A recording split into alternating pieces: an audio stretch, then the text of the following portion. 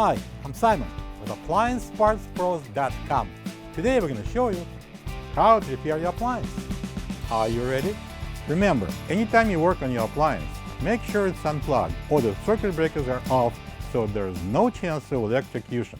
In this video, we'll show you how to replace the ice maker shut-off arm in a Whirlpool refrigerator.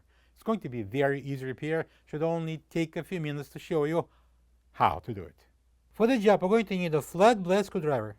When you open up the package, you're going to get a new ice maker shut-off arm. The shut-off arm is mounted on the side of the ice maker. It turns the ice maker off when the ice cubes fill up the ice bucket and turns it back on when ice level drops. The main reason to replace the ice maker shut-off arm is if it's broken or is missing. To get it apart, we need to open the freezer door. To pull the ice bucket, we just simply take it out, slide it out. All right, I'm going to lift the arm up, and then I'm using this flat blade screwdriver. I'm going to pry this arm out of the ice maker head.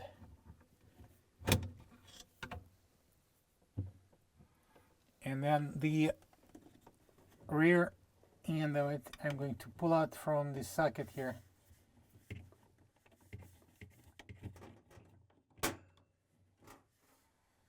And remove it.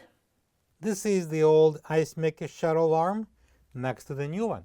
If you don't have this part, you can get it from AppliancePartsPros.com.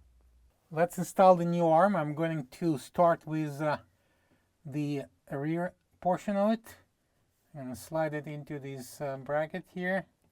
Slide in. And now we're going to insert the front portion. And I'm going to lower down the arm and lift it up again.